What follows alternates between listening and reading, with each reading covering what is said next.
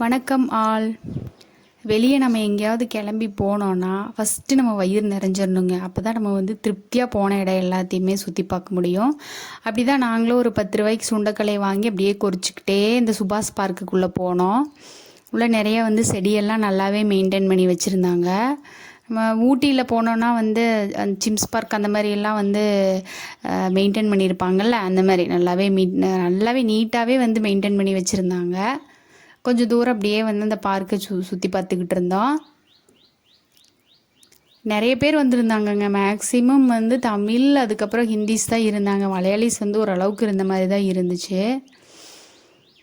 அப்படியே சுற்றி பார்த்துட்டு நாங்கள் பக்கத்தில் மெரைன் டிரைவ் இருந்துச்சு. அங்கே வைப்பினும் போகலாம். நாங்கள் போர்ட் கொச்சிக்கு டிக்கெட் வாங்கியிருந்தோம். ஒரு ஆளுக்கு 6 ரூபா.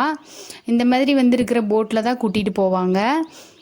ஒரு ஆள் நாங்கள் போன இதில் பார்த்தீங்கன்னா, க்ரூஸில் பார்த்தீங்கன்னா 60-75 பேர் கெப்பாசிட்டின்னு நினைக்கிறேன். அப்படியே கூட்டிகிட்டு போனாங்க. ஒரு 10 மினிட்ஸ் ட்ராவல் பண்ணலாம். இடையில 2 ஐலாண்ட் இருக்குது. அங்கேயும் நிப்பாட்டி யாராவது இருந்தால் இறங்கிக்குவாங்க. அப்படி இல்லைன்னா ஆளுங்க யாராவது இருந்தால் ஏற்றிக்கிறாங்க.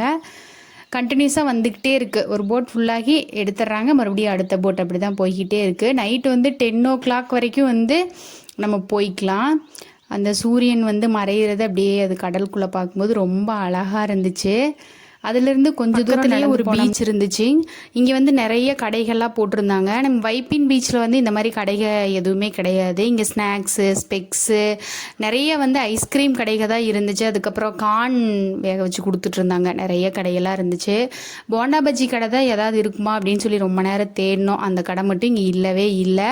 மசாலா டீ அந்த மாதிரி எல்லாமே கொடுக்குறாங்க. மீன் நீங்கள் வெளியில் வாங்குறத விட இங்கே ரேட் ரொம்பவுமே கம்மியாக இருந்துச்சு. வேணா வாங்கிக்கலாம். நாங்கள் ஒரே ஒரு சிக்கன் சாண்ட்விச் மட்டும் ஆர்டர் பண்ணி சாப்பிட்டுட்டு அவ்வளோதாங்க, நல்லபடியாக வீட்டுக்கு வந்துட்டோம். கேரளா ட்ரிப் பிளான் பண்ணிங்கன்னா மறக்காமல் இங்கெல்லாம் விசிட் பண்ணுங்கள்.